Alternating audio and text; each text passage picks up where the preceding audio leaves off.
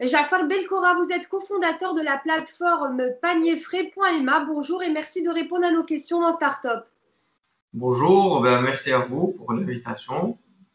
Alors, tout d'abord, en quoi consiste votre plateforme? Comment est née l'idée de la créer? Et comment est-ce que vous avez dû réadapter vos activités en ces temps de crise sanitaire? Alors déjà, panierfrais.ma est une plateforme spécialisée dans la livraison de fruits et légumes bio et conventionnels à domicile.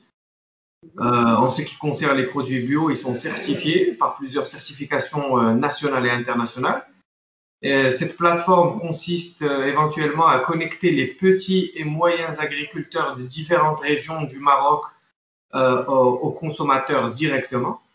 Donc, en fait, cette idée est née dans le contexte de la crise sanitaire actuelle, plus précisément lors du confinement. Alors, il était devenu difficile pour les Marocains de se rendre sur les différentes marketplaces, De s'approvisionner. s'approvisionner exactement en produits frais, d'une part, et d'autre part, pour les petits agriculteurs, de leur faire parvenir leur récolte. Donc, c'était un petit peu compliqué, même au niveau logistique. C'est donc dans cette démarche-là sociale que nous avons entrepris ce projet, mon associé et moi, lui étant spécialisé dans la communication digitale et moi dans la logistique et l'approvisionnement.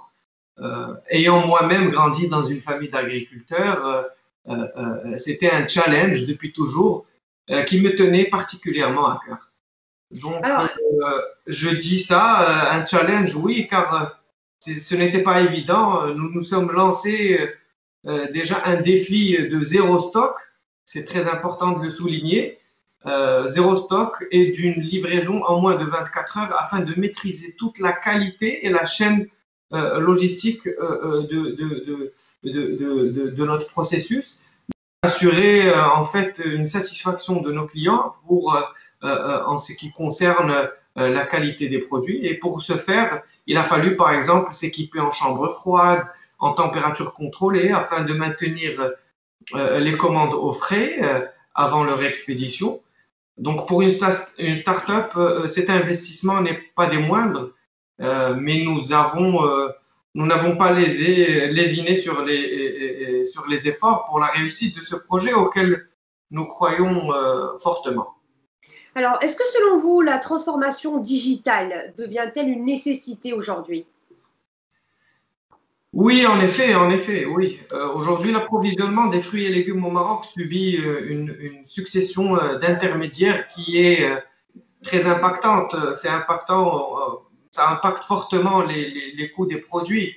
Euh, Grâce à cette transformation digitale, je dirais même une réorganisation du circuit classique de l'approvisionnement des fruits et légumes, le nombre d'intermédiaires diminue drastiquement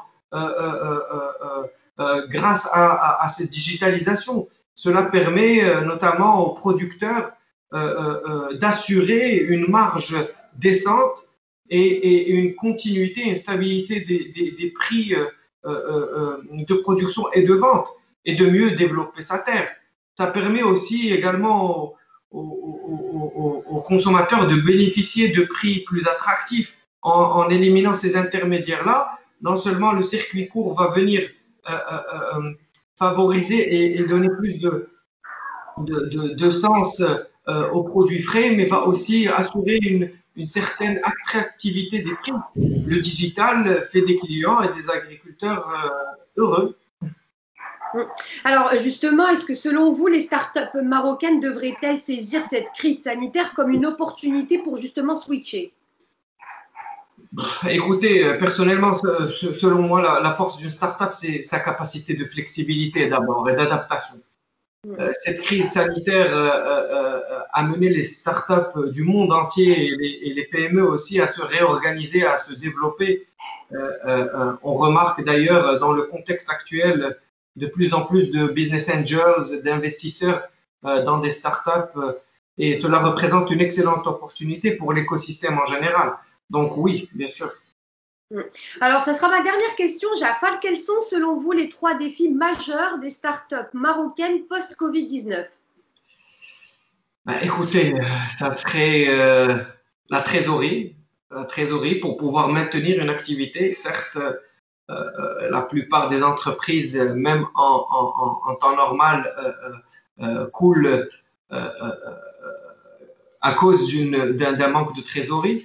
Donc la trésorerie est très importante en ce moment aussi. L'innovation continue pour permettre à l'entreprise de se démarquer, d'innover, de s'améliorer, d'améliorer sa productivité et donc être plus rentable pour continuer le développement de l'entreprise. Et je dirais finalement la flexibilité et l'agilité, c'est très important en ce moment. Il faut savoir être rapide dans la prise de décision.